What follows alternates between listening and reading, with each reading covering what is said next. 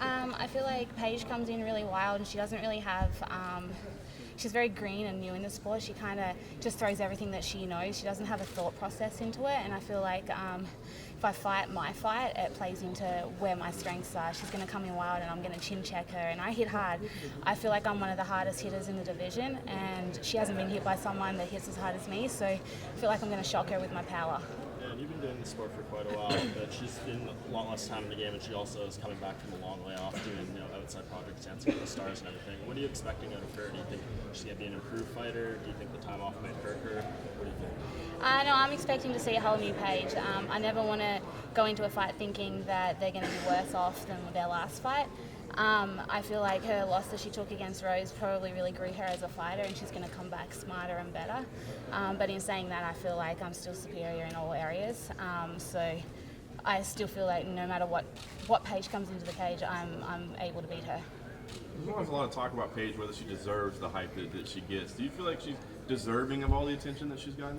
For sure, she's a great personality in this sport, and she's really got a lot of eyeballs on the women's division, and that's awesome. The more people that are tuning in to watch her are going to be more intrigued about the other our division as a whole. So I feel like that's really cool. Maybe her rankings and I guess the opportunity she's been given within MMA. I feel like maybe she probably didn't deserve a little bit, but there's all reasons as to why she gets those opportunities. It's because she's so marketable and she's a bubbly personality that people want to see fight.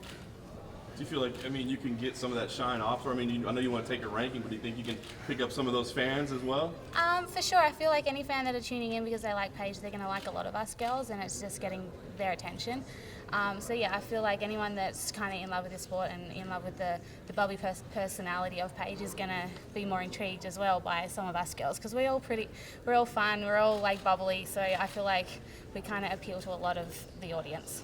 How much of it is just getting more opportunities for the female fighters in general, strawweights, bantamweights, seeing more of them on more cards, more women's fights in general? Yeah, I think it'll be cool to see more women fights on each and every card. It's still very new in UFC, so they're getting, slowly it's improving, so I feel like the future is, in the future there's going to be so much more opportunities for us girls, but yeah, it's still young, it's still very young, so you've got to give them the time to find our little place in the UFC. What do you think of the main event for this card, Conor and Maya, who wins that? It's a really cool fight. I'm excited for that. I have Maya. I just love his fighting style. I feel like he's going to take the win, but it's like it could go to anyone. What was your reaction when you saw Conor McGregor made $3 million for his last fight disclosed? What was the first thing that came to mind? It's awesome. I'm happy for him. It's like, give me some of that money though. I feel like it's setting standards for what is to come for all of us athletes. Obviously, he gets paid a lot because he gets a lot of eyeballs, and he's a big draw. So I think it's awesome that the top guys are getting paid that money. Yeah, and coming out of that fight, there was a debate of whether Conor was running or kind of resetting in the fight. I'm assuming you watched it, and if you did, what did you think of his tactics and what he was doing? I feel like Conor had the better game plan. He was smarter. He could feel himself fading, so he took a little reset. He wasn't running. He was running, but it wasn't, I'm a bitch, I'm running, I'm scared. It was more of, I need to reset, I need to reevaluate my attacks, and it's smart. And main event next week, Josh Barnett and Andre Arlovski. Who do you think wins that one? I love Andre. I hope he wins.